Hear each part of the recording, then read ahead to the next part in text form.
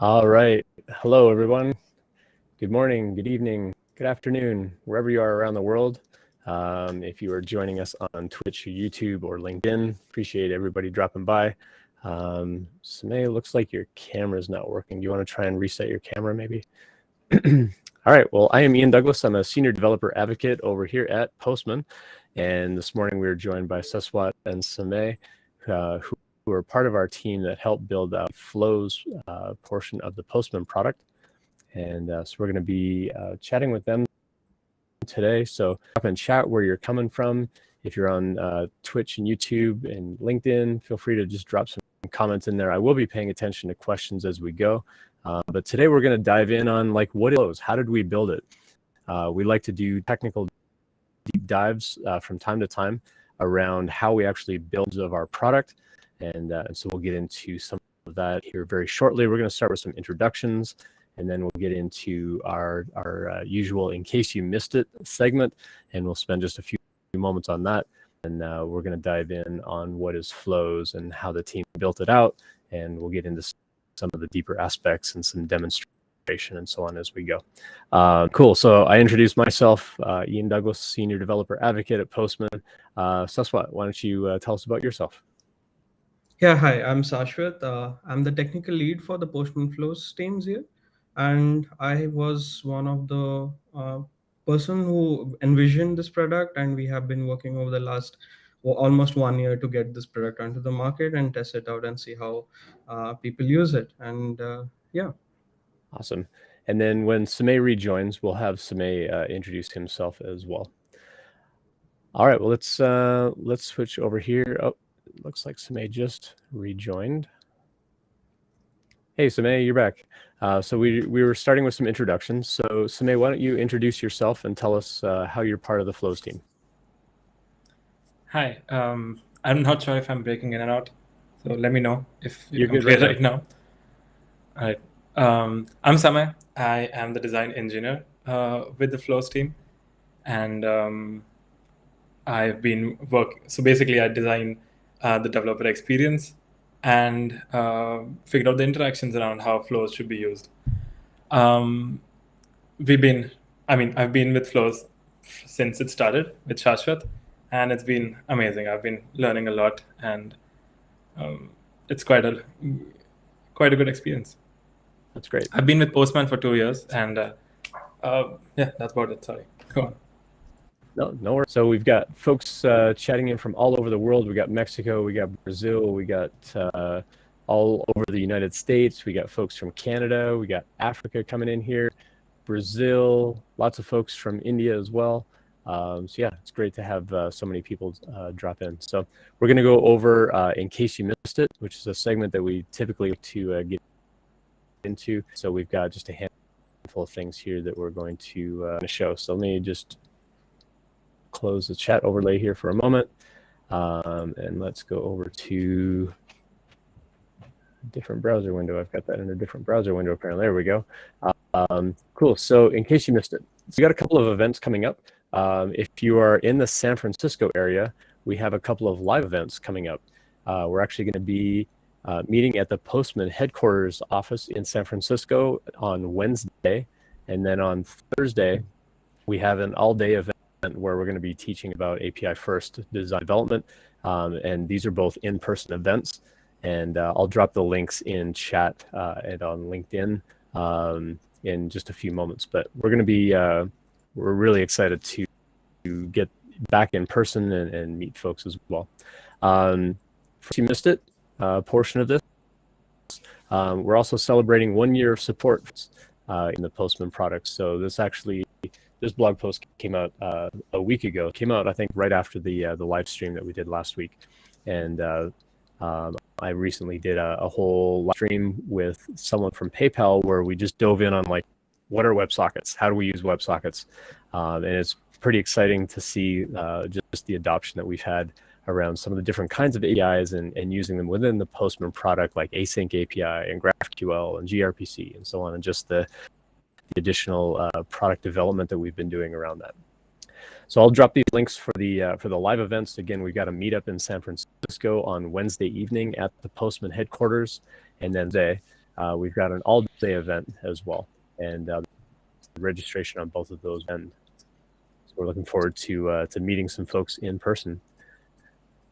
All right, so we talked a little bit about like just from an introduction point of view, like who are you and how are you part of the Flows team? So let's talk a little bit about like what is Flows? Like if you had to describe Flows to somebody who is non-technical, how would you describe Flows? Like how would you just summarize that really briefly? Right. Making it non-technical is a bit difficult, but I'll try my best. So Flows is a distributed data flow-based visual programming languages for API. But let me just make it a little bit friendly for users and friendly for people who are looking at this data for the first time. So if you imagine APIs as sources of data and sources and a way of like changing data, Flows is a language or a Flows is a tool that you can use to actually connect these various sources of data. So let me take an example per se. You have maybe used Uber Eats, right? Uber Eats provides this service that you can order food from some location. Now let's assume that Uber Eats has this API where you could call their API using Postman and they could deliver food to your location. Let's say you have another API, which is like your meal planning API, where you have decided that these are the recipes of the food that I want to have this week. So, and that product also has this API. What if you could connect these two APIs in some meaningful way, where every day at a particular time, that that meal that you decided was automatically ordered by Uber Eats? And this is what this is what Flows is trying to achieve. It's sort of letting people programmatically connect two various data sources of APIs or two features provided by APIs together using a construct or a visual language.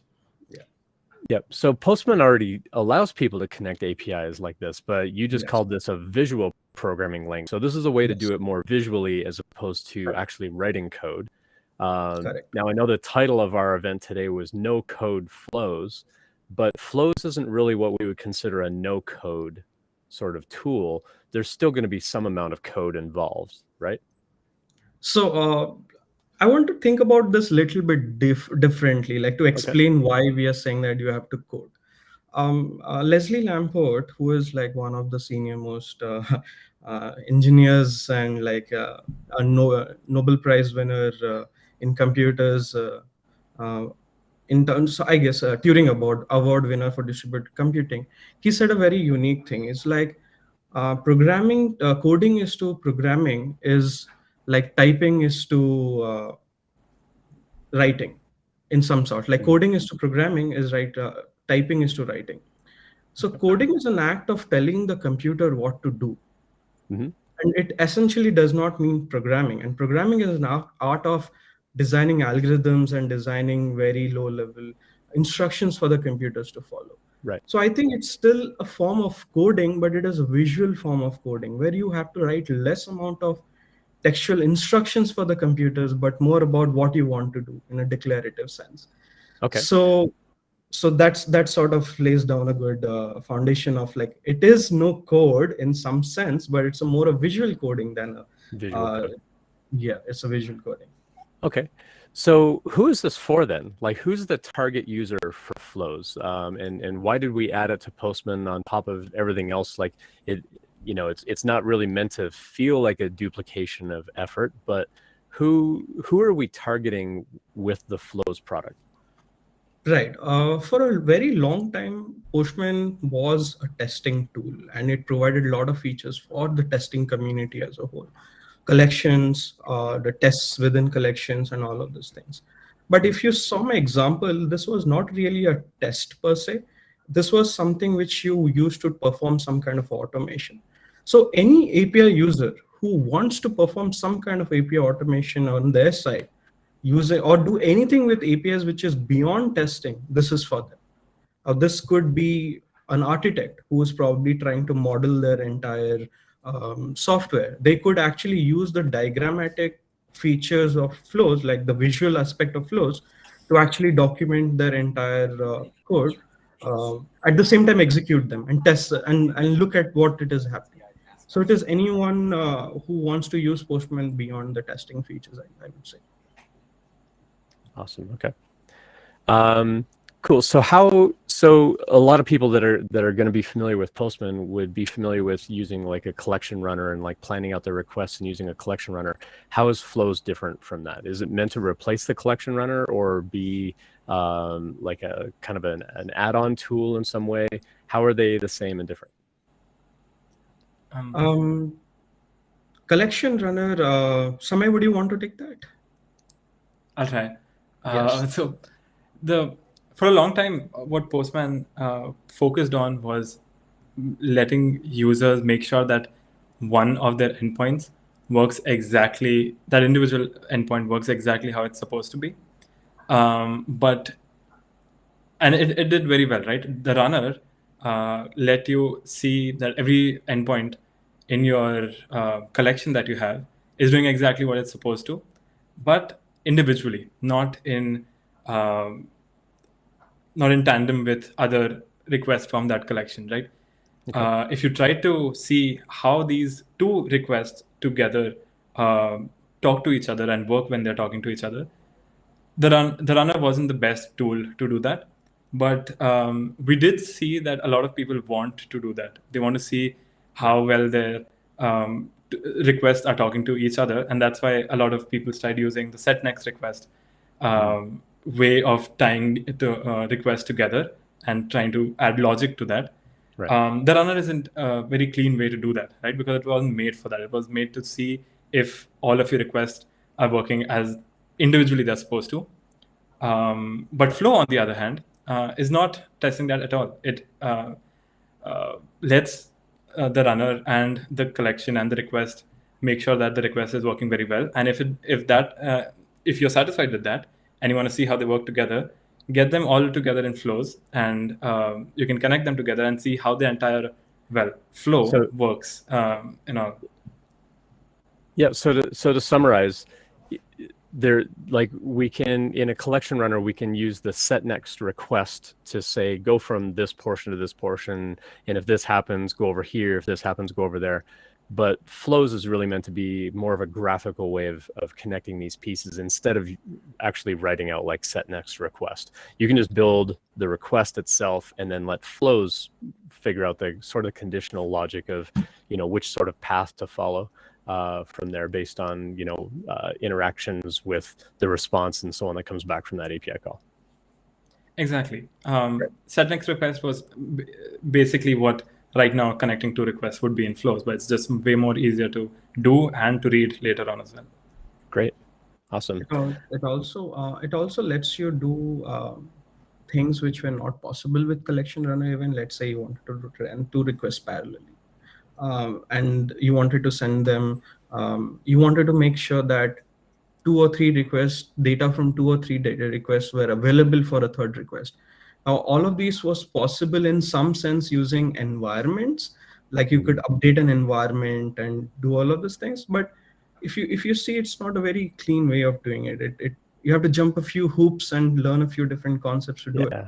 Just Flows just provides you all of the features inherently. Like if you connect 2 or 3 requests with a line, they just make sure that all of the data is available to you at that point of time without requiring any other additional. One of the explanations that we're going to get into this morning is why when we start building out flows and the different areas of flows, why we have to choose an environment on each one. It's because if I've got a collection right now where I'm using multiple APIs, I may need different environments for each one. Like maybe I've got an environment for PayPal, and I've got an environment for Postman, and I've got an environment for, say, Twitch. And they've all got a key or like a value in my environment called API key. I can't really just copy and paste all those together because they're going to overwrite their values, where using something like flows, we can say for this block, use this environment, for this block, use that environment. And it makes it a little friendlier to kind of tie these things together. Yeah, definitely. Cool. All right, well, let's dive in a little bit. Let's share your screen maybe. And Samay, do you want to share your screen and see if we can get that demo going? And let's see if we can get like a little bit of the definitions here a little bit. So when we talk about flows, we talk about kind of building out these requests. So we need to have the request built ahead of time, and that's something that that you're still gonna have to do. You're still gonna have to go in. You're gonna have to build a collection. You're gonna have to add requests to that collection. So let's switch over to this panel. I'm just going to close the chat for now, but I will pop up your questions. So if you do have questions for the team, please go ahead and ask those, and we'll highlight those on the screen kind of as we go. But there we go. We'll zoom in a little bit here. So when we build out a block, that's basically where we're taking a request and we're saying like, go add this as a block inside of flows. So at a really high level, what is a block? Is it just a request, or is there more to it than that? At a very high level, sorry, go ahead. Go ahead. Okay. Okay, sure. So imagine block to be a piece of work that you want to do, right? It's something that you want the system to do for you, like send request. You want the system to send a request for you, or you want the system to do a delay for you. You want to do some conditional checks. So block is that abstraction or that idea of some work being done by a computer. And it can be anything. Right now we have a few blocks which we find is like the primitive blocks or the most meaningful blocks that you could use to actually achieve your goals, but it could be anything. For that matter, a block could be a flow in itself. Interesting. Okay. All right, good to know. We did have a couple of questions in chat here that I want to address kind of while Samay's working. It says it sounds like flows would be an effective way to test async APIs. Is that the case, or is there a way to test like webhooks and so on using flows? Flows would indeed be an effective way of testing webhook or like WebSocket or async APIs because of the way it works. So a WebSocket, so how we imagine like let's say a WebSocket or webhook to work is that block keeps emitting data when it receives new data, and you can keep processing those, imagining them to be some kind of a stream of data coming out from that block. So we did have that in mind, and that was one of the reasons that flows is also different from a collection runner or a synchronous runner. Yeah. Okay. And then another one that was asked here as well: does flows bypass or override a set next request call, or do they kind of work in parallel to some degree? Oh, okay, interesting, good question. Yeah, flows does not use it at all. So there were two different parts of the existing implementation that we have. There was this core request sending ability of Postman, which was first built, and then there was a collection runner part built into it. So setNextRequest was one of the APIs provided by the runner implementation itself. So the runner provided that if you call this, I'm going to choose to move on to this one. So with flows, we completely not use that implementation. We only use the request sending ability of Postman, and we implement our own way of like scheduling the entire run. So it does not work per se. Okay. The runner Ignore would be the right word. Ignore, yeah, it ignores it, yeah. And the overpass is not bypasses. Yeah. It ignores it, yeah. It ignores it. Okay. All right. Excellent. Cool. Well, Samay, I noticed that you were like building out a bunch of blocks. So do you want to walk us through a little bit of that? And let's talk about some of the definitions. So Saswat, you were also mentioning things like and things like that when we were seeing Samay put down like strings and dates and things like that. But like, there are other things. So let's go look at like a typical block of like calling out a request. Let's break down a little bit like what goes into actually building out a block here. So it looks like right now you're going through and you're kind of going through your collection to find a request that you actually want to run. And I've dropped a link in chat as well. If you want to follow along, we've got a whole Postman collection for building out example flows, and it'll have some examples that you can follow as well. So I'm just trying to build a very easy flow where I want to get an authentication token from a request and then go forward and enter that to another one, right? So I've added the first send request that sort of fetches me the authentication token. I've used what is called a select block to select that token from the entire body of from the response.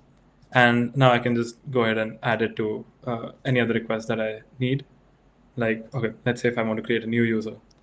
And yeah, that should mostly be it. You've added that here. If the request is built in a way where it takes in, let's say, well, this one doesn't. Let's say, let's use a request that sort of has authentication built into it. Lots of users. Okay, this has authorization and it takes a token as a variable. I can either edit this variable to be the same token, be the same path name as, okay, there you go, as this flow that I had opened, right? So body and token, or I can go ahead and add that cart, add the variables to say the token should be the token. This is the variable that I had defined in the request, and I want it to be filled in with the data that comes in through the variables input. Here. Can we go back to this block for a sec? Because I've got a couple of questions about how you just built that. So on the send request, can you go back into how you set up that variable? Just on the second send request on the cart. Right. So on this request, authorization. Yeah. It takes in sorry. Can you just go back to the block? Go back to the block in flows. Right. And then click on variables. So when we're in here, when we talk about variables here, these are actual like Postman variables that you're pulling up from here. Now, under the current, it's reading all the template variables. Sorry. All the template variables. Okay. And then under current value, where you were selecting that, if you erase all that, we see durable and variables in here as well. So variables is basically saying like, I want to go grab that string out of the variable.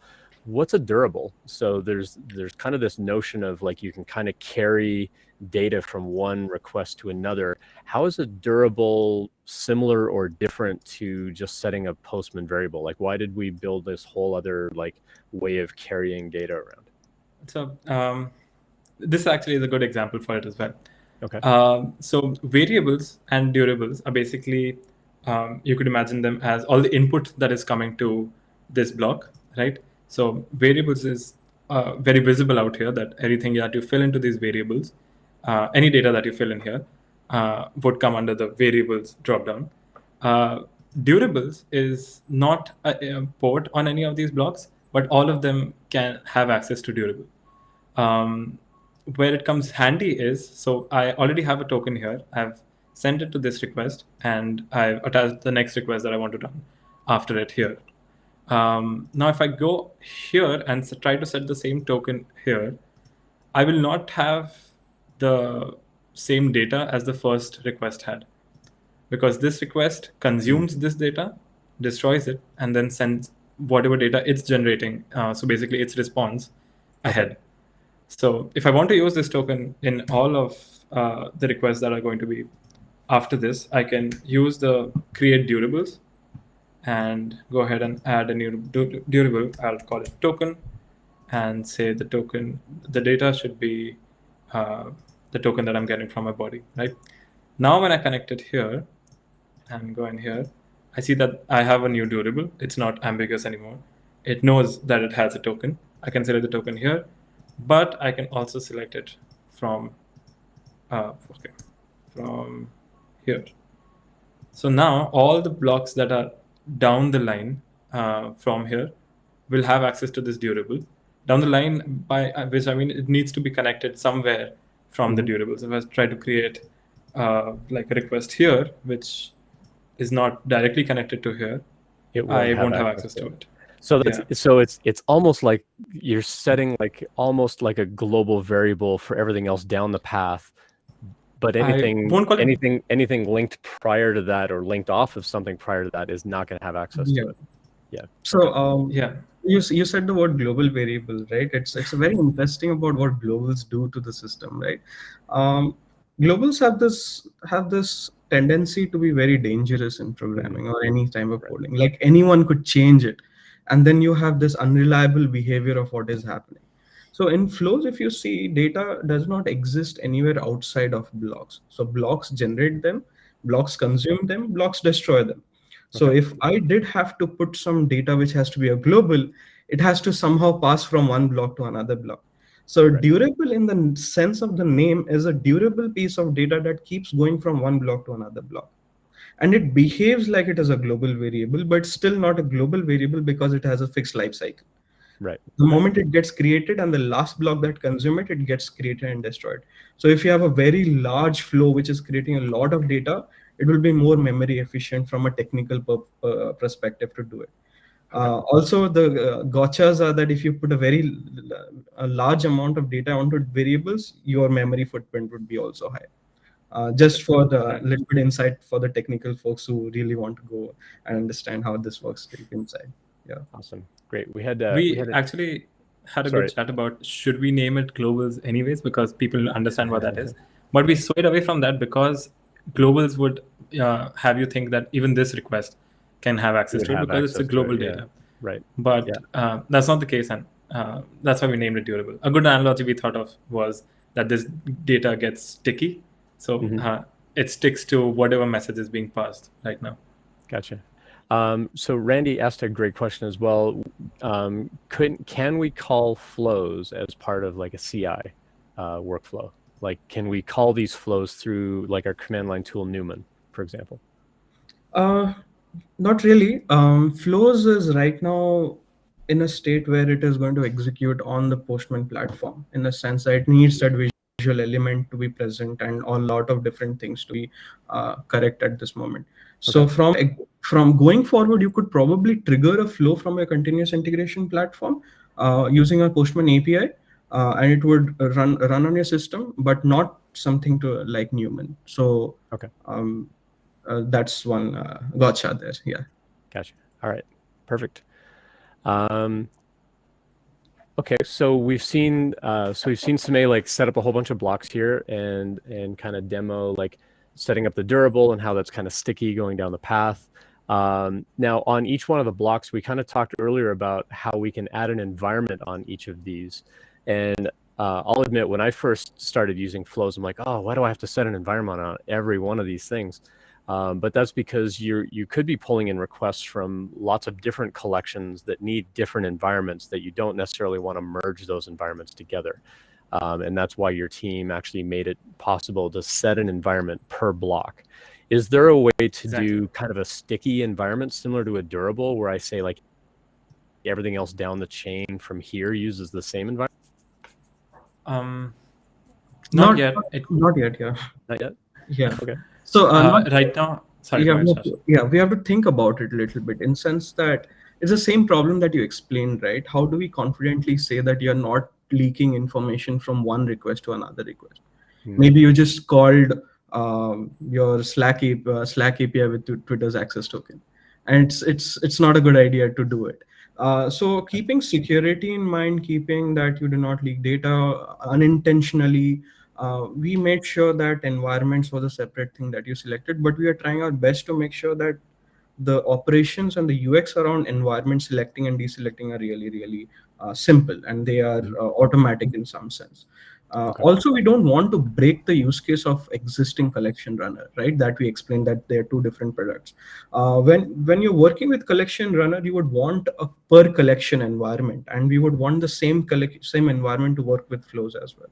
So keeping both products in mind, keeping both use cases in mind, security in mind, this seemed like the best way forward. Yeah. Samay, if you want to demo the Yeah. environment. So we do, like we did understand that a lot of, because flows does not depend on a single collection, you can have requests from multiple collections here. We understood that there could be a use case where you have requests from 2 different collections, and you have 5 requests from collection A, 5 requests from collection B, and every time you want to change the environment of all the requests that are from collection A, you don't want to go to all of them and change. So we sort of made changing environment a little bit smarter. So if you change Nice. the environment on one request, and we sort of understand that there are related requests Nice. in that Okay. flow, so you can update it for all of them. By related, correct me if I'm wrong, Saswat, I mean either it's in the same collection or they have the same domain on them. For even they now, have it's the same collection. For now, it's the same collection.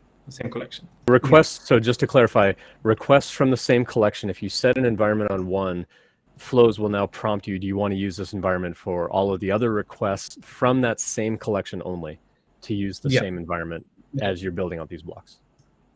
So even if you change it, we want to tie in the whole idea that environment and collection are a pair that come together in sense.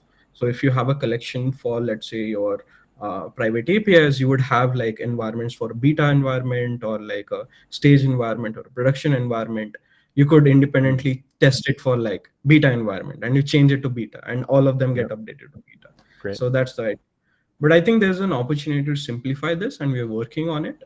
Maybe in some, if we get a brainwave sometime later this quarter, next quarter, we'll simplify it even more. Excellent. Cool. We had a good question come in as well from Rajesh. Is it possible to introduce a sleep or delay between the subsequent blocks if you need it? Or is it just always going to immediately go from one block to the next? So there is a delay block you can put in between. Yeah, basically. This will act as a counter, and you can set delays in milliseconds,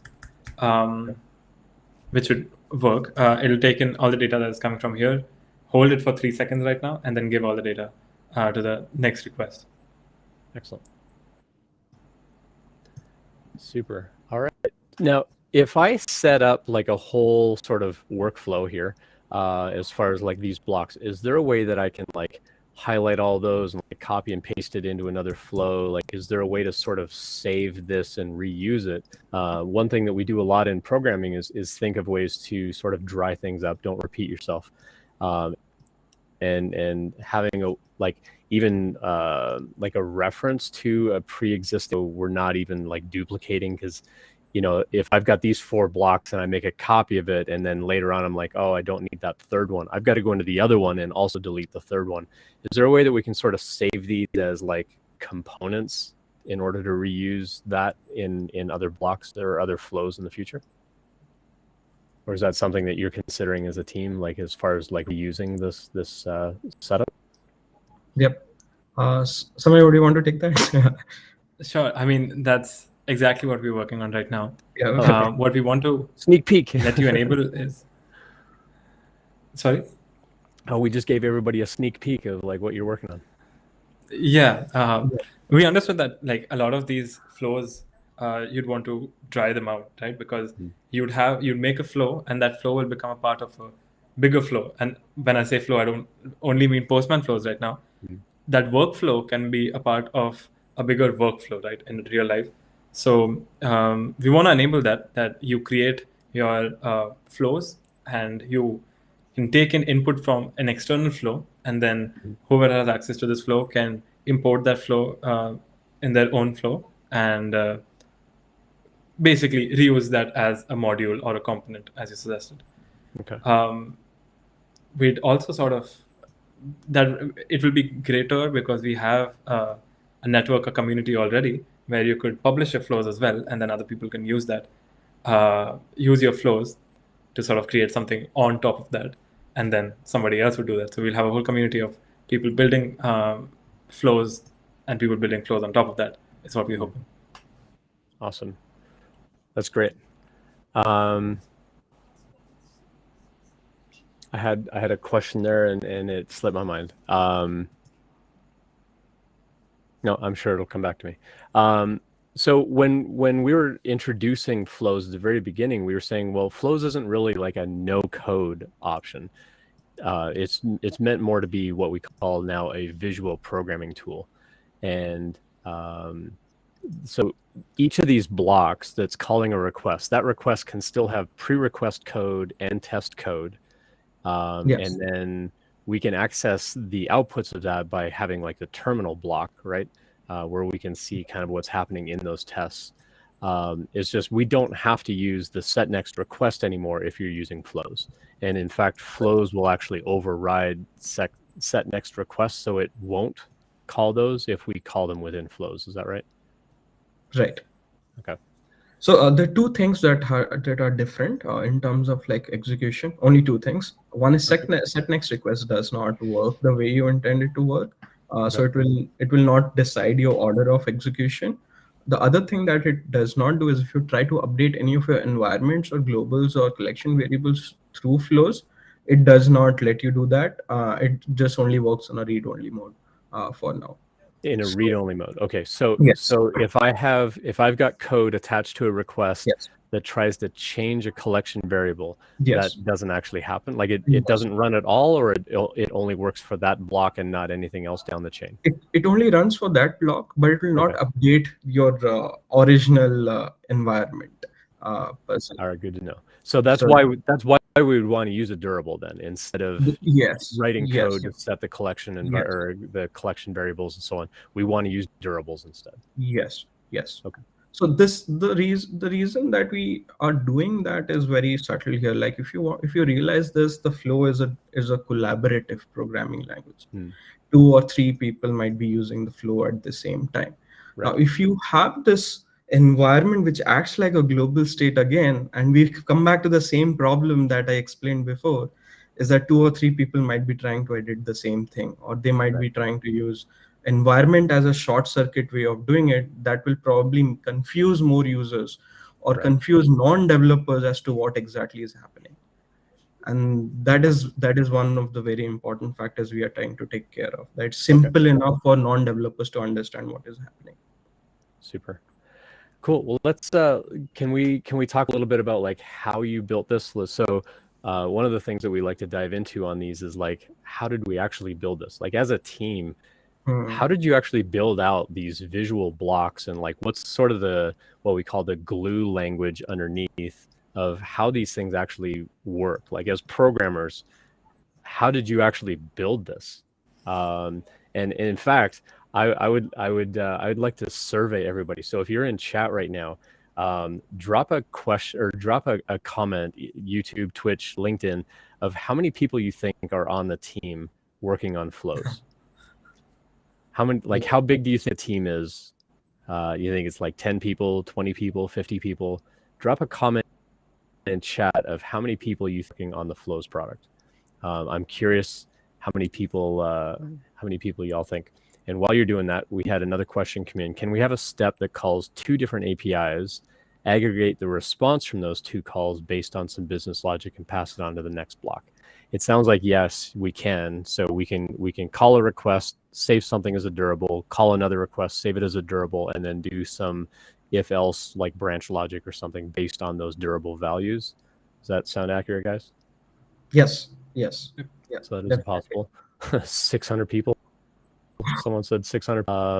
That's no Arlemy. There are only 600 people in our whole organization. Yeah. Less than 10. A couple of them, maybe 8 plus. We're seeing in here. A couple of teams, maybe. So interesting.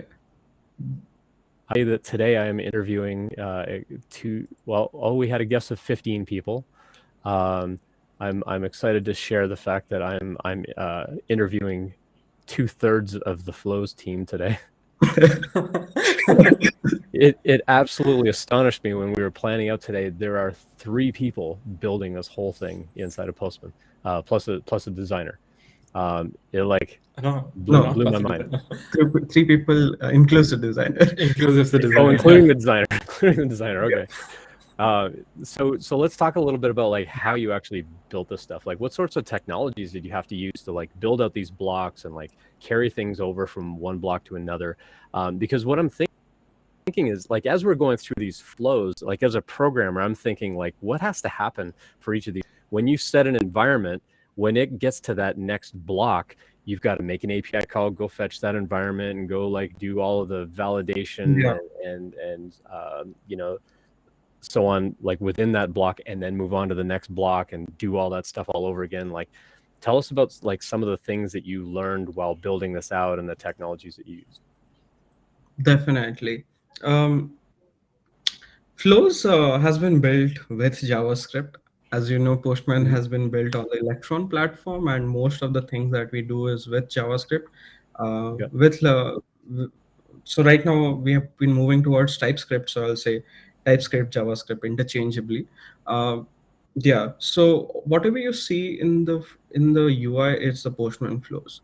So there is a very core language virtual machine is also involved here, which we designed in the flows team to be able to do the scheduling here. So what do I mean by scheduling here is that how do I know which block to next execute? Mm. And how do I know that it should execute? What are the rules that are required to know that the next block should execute? So let's say that there was a good example is can I send two requests and can I wait for those two requests to complete and then do the third one? Mm. In let's say for people who know how to programming JavaScript, you would use promises or callbacks and wait Right. for two different things. But in flows, if you see, it's very simple. You just put two blocks and you just connect those two lines, and it somehow knows that it has to wait for block A and block B. It just Right? knows. That's the It just magic that's knows. happening here, Yeah, right? Like that's the you're magic. building this out as a visual tool, so it Yeah. just happens. Yes. But yeah, It so it tell just us some happens. of the challenges of actually making that Yes. work, though. Yeah. So to make something like this work, you would have to deep dive into like language principles. It's like what are different concurrency models? What are the choices do we have in terms of memory management? And this is where we took a lot of inspiration from technologies that were built before us. So one of the technologies that we chose for building flows was some actor model for computation for the concurrency model. So actor Sorry, model could you repeat that? says actor model, Or ACTOR. oh, It's oh, it's okay. uh, Mhm. it's a computation. If you Google it, you would find a good documentation about what actor model is on Wikipedia. It's a different way of computing data. So it says that data flows from one actor to another actor, and data itself is an actor.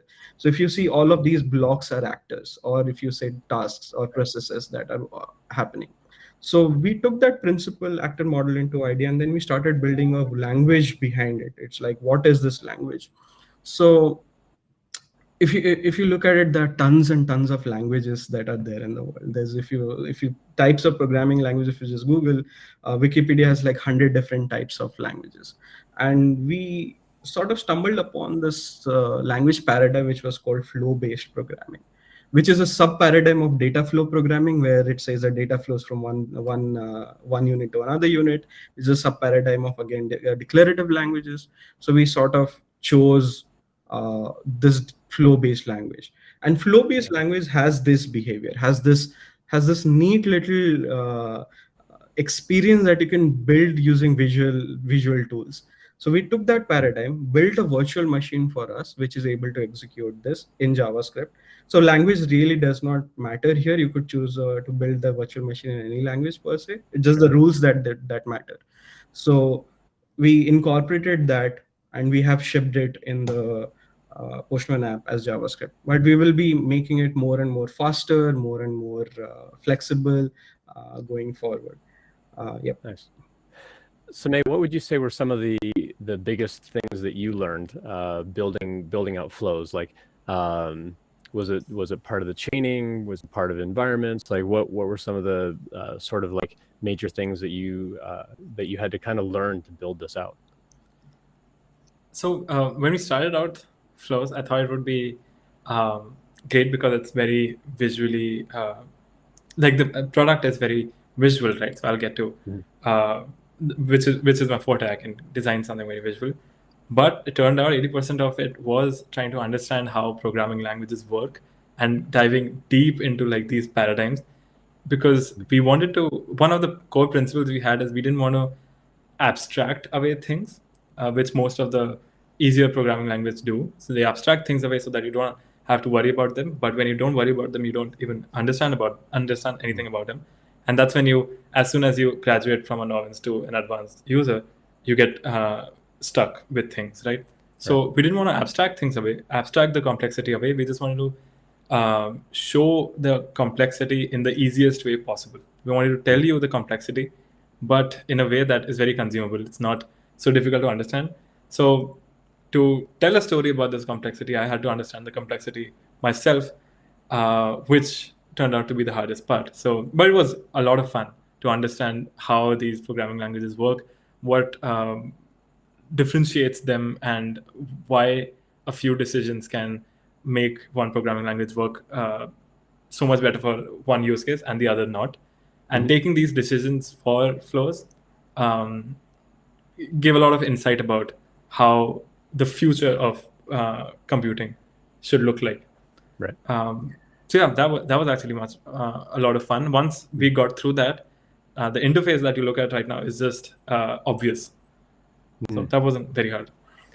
So Rahib actually mentioned in chat, like the designer on the team is like really key here, as far as like making it visually easy to see what's going on, and you know, being able to be like pretty intuitive, you know, from that aspect as far as chaining them together. Yeah.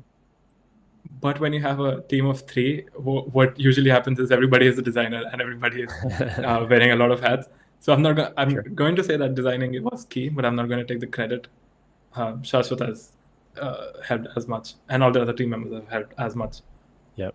From a programmer's point of view, though, like I look at something like this and think about like, okay, you've got a virtual machine running and it's kind of interpreting all these blocks, but do you have any sort of ideas or protection against, you know, people like making weird loop structures, like an infinite loop of what happens if I go from, you know, sending a request back onto itself to just stay in that loop forever? Are there like usage limits, or does the system recognize like, hey, you're doing something a little weird here, to sort of protect the user, like save them from themselves, so to say, around like not letting them get into like an infinite loop kind of scenario? Definitely.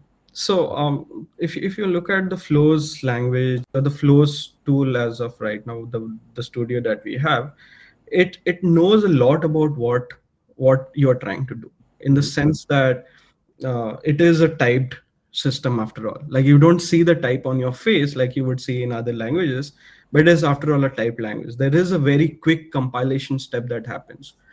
But because of the way we have built it, it's not very obvious to you. It does not seem that it's preventing you.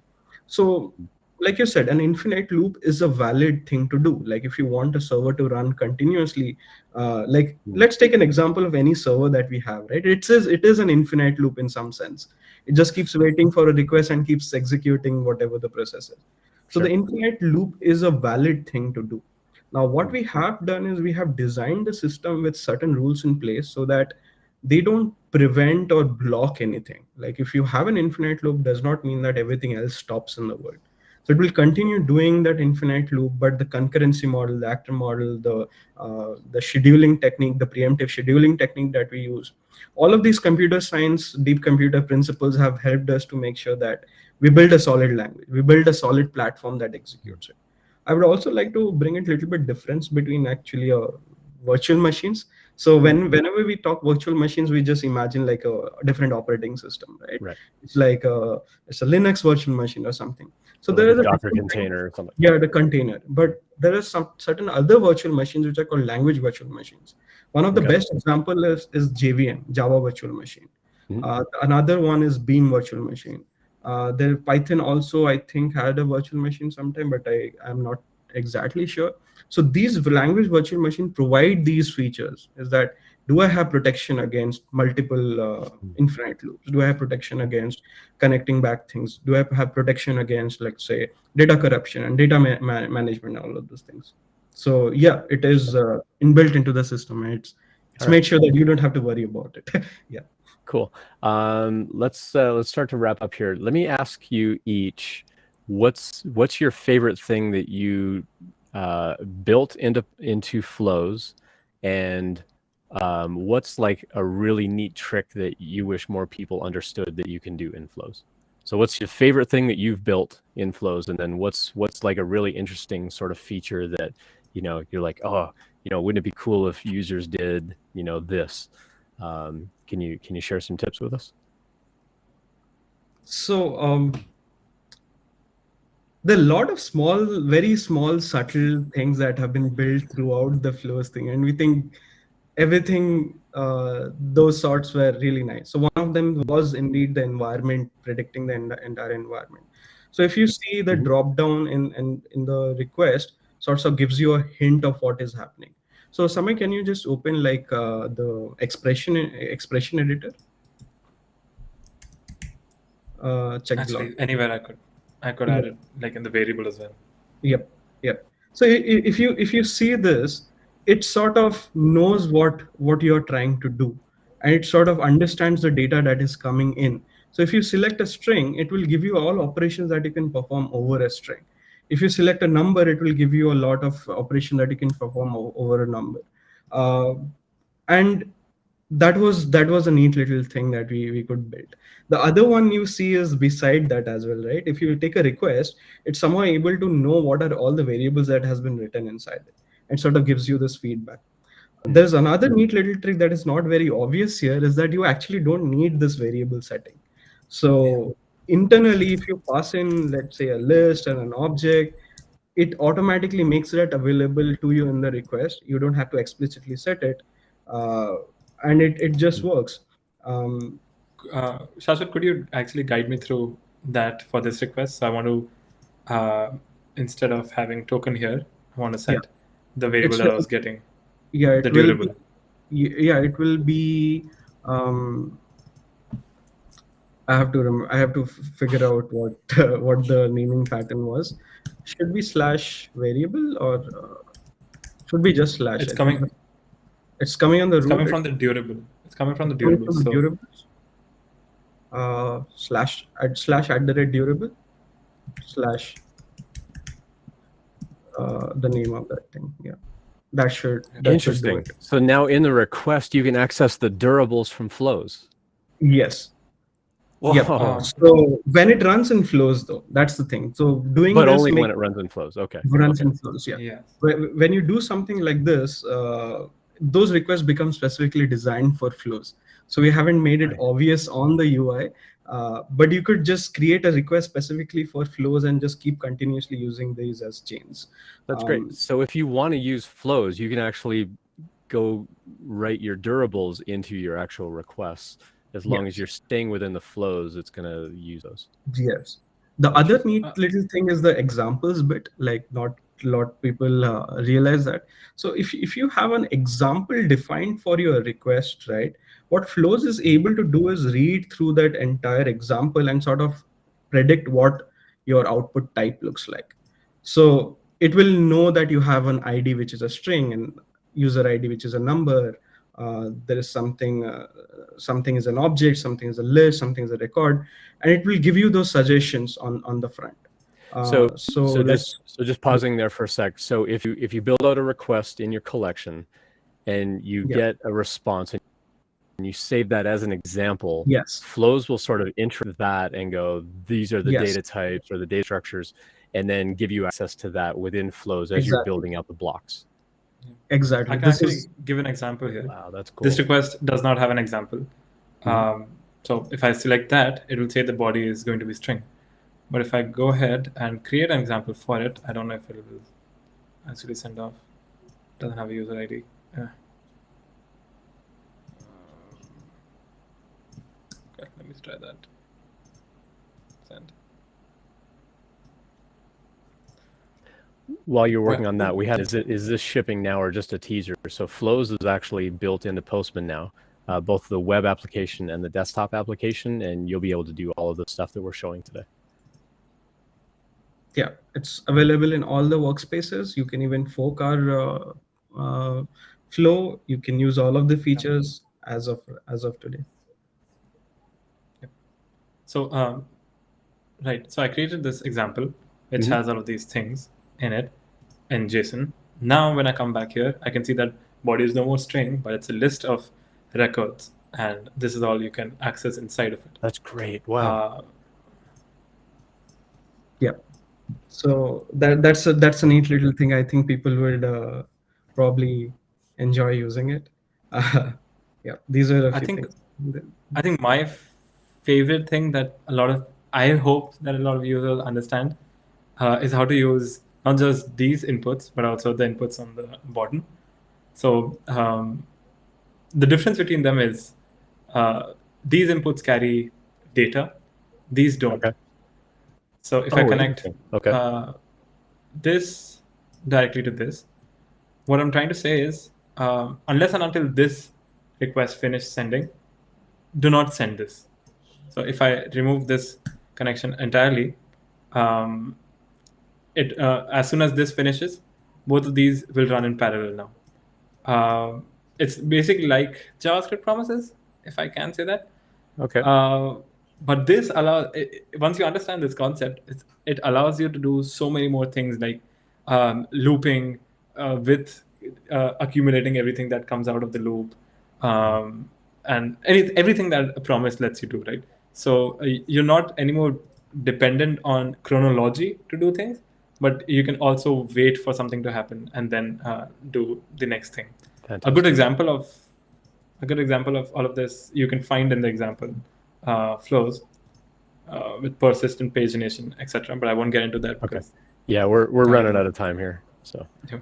That's great. Awesome. Well, thank you so much. I'm gonna just shut off your screen here. We had a shout out saying thanks to both of you. You explained everything really well, and you did. I think this was fantastic. So, very last two questions for both of you. What's the best way for someone to suggest a feature request if they've got an idea for flows? Like, how can they get that request to you? What would be the best way? I'll share my screen again. Okay. Not sure which one you can see though. Oh,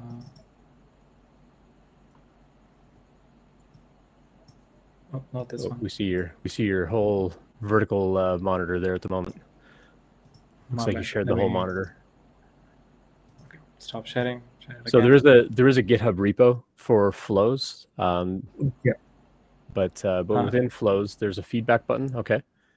Yeah. So if you click on that, it redirects you to GitHub discussions where we have quite a bustling community of people asking questions, and we try to be as fast as we can to answer your questions here. And if you have a bug report or a feature request, we try to get that out as soon as we can. So yeah, we're always here. And 3 people on the team. Are you looking to expand the team? Is your team hiring? Like, what kinds of skills would someone need to join your team? Definitely, we are trying to hire more folks, and we are trying to get the best minds into this product. So if anyone who is interested in like building this visual aspect of a language, who is very much skilled in like building front ends for non-website tools, or someone who is interested in language building and has some experience in, let's say, virtual machine building, just ping us. Reach out to me on LinkedIn, reach out to me on Twitter, or just post it on the Postman help, or any means you feel you can reach us. Just reach out to us. I'll look out for you guys. Yeah. Awesome. Even if like you don't have the skills you think you need for this, if you just found this cool and you want to be a part of it, reach out to us. We'll figure something out for you. Yeah. Fantastic. Awesome. Well, as we wrap up, I just want to call attention again to some events that we've got doing some in-person events in San Francisco. So this is kind of our shout outs here at the very end as we wrap up. We've got up on Wednesday evening at the Postman headquarters in San Francisco. And then on Thursday, we've got an all-day event. And I'll drop these links in chat again for everybody. But these are free to attend. And we'd love to have everybody come hang out with us. And you can see all of the requirements and restrictions and so on. But they are both free to attend, and we'd love to see everybody in San Francisco if you're in the area.